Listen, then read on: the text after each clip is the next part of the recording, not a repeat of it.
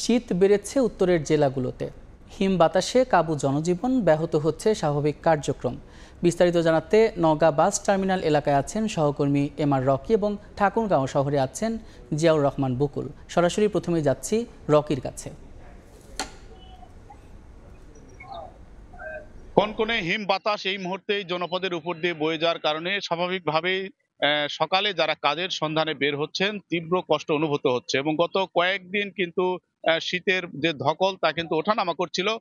2-3 দিন শীতের প্রকোপটা কিছুটা কম থাকলেও গতকাল থেকে কিন্তু নতুন করে এই জনপদের উপর দিয়ে হিম বাতাস বয়ে যাচ্ছে এবং আবহাওয়া অফিসের যে বার্তা দিচ্ছে তা হলো যে চলতি সপ্তাহের এই আজ থেকে নতুন করে শীতের যে ধকল তা কিন্তু আবার জানান দিচ্ছে যে শীতের তীব্রতা আবারও বেড়েছে এবং আবহাওয়া অফিসের যে তাপমাত্রা তা কিন্তু গত 2-3 দিনের চেয়ে কিছুটা তাপমাত্রার পারদ ওঠানামা করছে, তাপমাত্রা বেড়েছে, কিন্তু পৌষের এই দ্বিতীয় শেষ সপ্তাহে এসে তীব্র শীত যে তার প্রকৃত রূপটি তা কিন্তু জানান দিচ্ছে। শীতের এবার কিছুটা ওঠানামা করছিল, নতুন করে শীত জেঁকে বসার যে প্রস্তুতি তা কিন্তু আবার আমরা দেখতে পাচ্ছিলাম। বরেন্দ্র জনপদের শীত সবসময় কিছুটা বেশি অনুভূত হয়ে থাকে।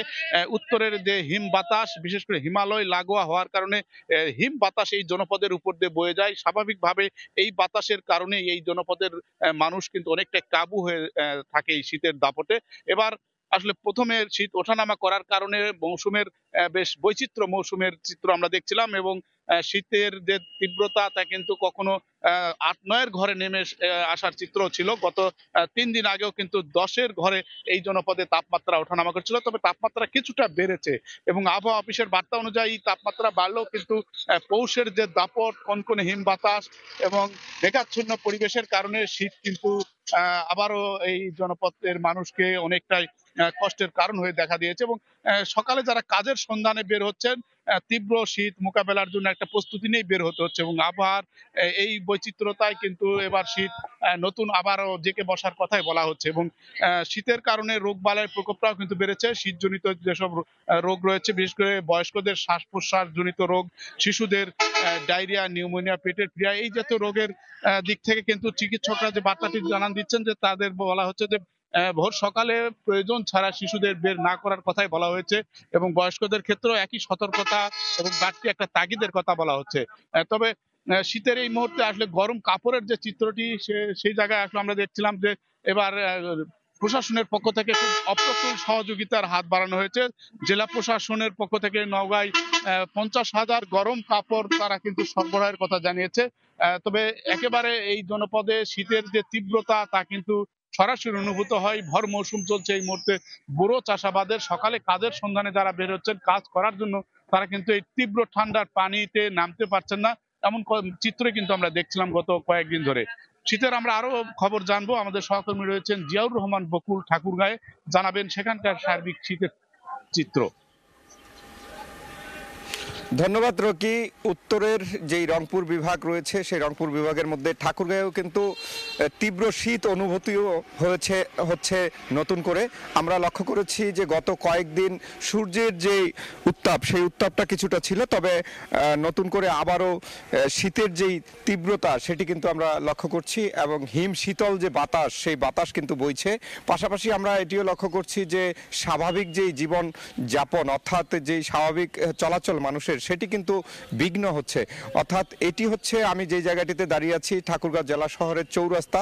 এই চৌরাস্তায় ফজরের নামাজের পর থেকে কিন্তু সাধারণ মানুষের উপস্থিতি আমরা লক্ষ্য করি, তবে এখন শীতের কারণে তেমন কিন্তু আমরা লক্ষ্য করছি না। অর্থাৎ শীতের যে তীব্রতা সেই তীব্রতার কারণে জনশূন্য বলা চলে শহর, এবং পাশাপাশি এটি আমরা লক্ষ্য করছি যারা খেটে খাওয়া মানুষ রয়েছে, যারা শ্রমজীবী মানুষ রয়েছে তাদের সবচেয়ে বেশি দুর্ভোগ হচ্ছে। তারা ভোর সকালে উঠেই কাজের সন্ধানে বের হয়, তারপরেও দেখা যাচ্ছে যে তারাও কিন্তু সেভাবে বের হচ্ছে না। অর্থাৎ শীতের যেই তীব্রতায় মানুষ যে জুবুথুবু হয়ে পড়েছে উত্তরের জেলাগুলোতে সেটি কিন্তু লক্ষ্য করা যাচ্ছে।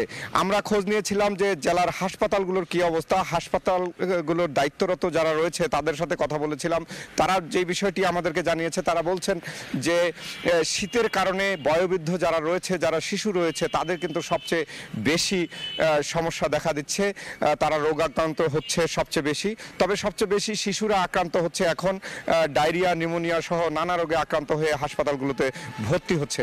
পাশাপাশি এটিও আমরা লক্ষ্য করছি যে ছিন্নমূল মানুষ যারা রয়েছে, যারা আদালতের প্ল্যাটফর্মে এবং রেল স্টেশনে শুয়ে বসে দিন পার করে, তাদের সবচেয়ে বেশি কষ্ট হচ্ছে।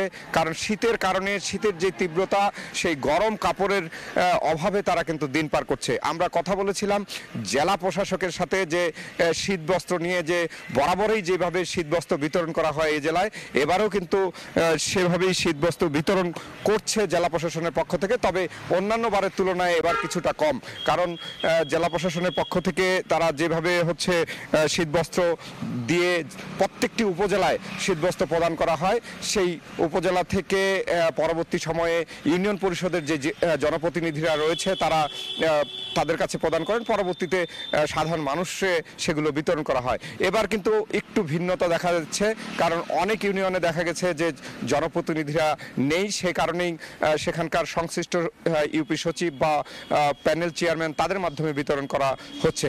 তো আমরা বলতে পারি যে ঠাকুরগাঁয়ে সব মিলিয়ে শীতের যে তীব্রতা, সেই শীতের তীব্রতা কিন্তু কঠিন আকার ধারণ করছে এবং শীতের কারণে সাধারণ মানুষের যে দুর্ভোগ, সেই দুর্ভোগ কিন্তু চরমে রূপ নিচ্ছে। তো এই ছিল ঠাকুরগাঁয়ের শীতের পরিস্থিতি নিয়ে সবশেষ। সরাসরি যুক্ত ছিলাম পঞ্চগড়ে, তার আগে ছিলাম নওগাঁতে।